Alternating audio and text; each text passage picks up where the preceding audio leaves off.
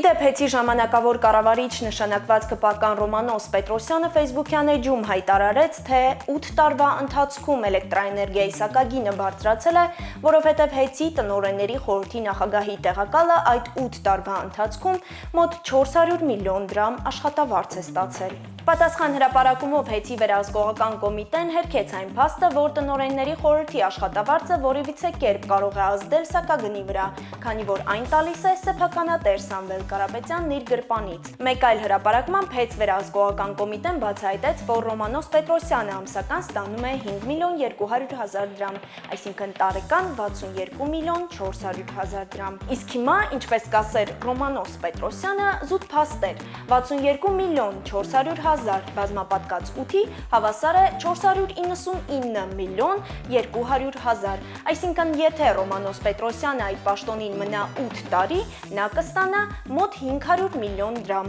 այսինքն 100 միլիոնով ավել, քան տնօրենների խորհրդի նախագահը։ Փաստորեն Ռոմանոս Պետրոսյանը հրապարակում էր արել Հեցի ոչ ՔՊԱ-կան ղեկավարությանը վարկաբեկելու նպատակով, իսկ արդյունքում պարզվեց, որ ինքը ոչ միայն ավելի շատ է ստանում, այլև անգամ տեղյակ չէ Հեցի տնօրենների խորհրդի աշխատավարձի աղբյուրից եւ սակագնի վրա ազդել-չազդելուց։ Իսկ հիմա հարց. Ռոմանոս Պետրոսյանի Հեցում ամենաբարձր աշխատավարձը որքանով է ազդելու սակագնի վրա։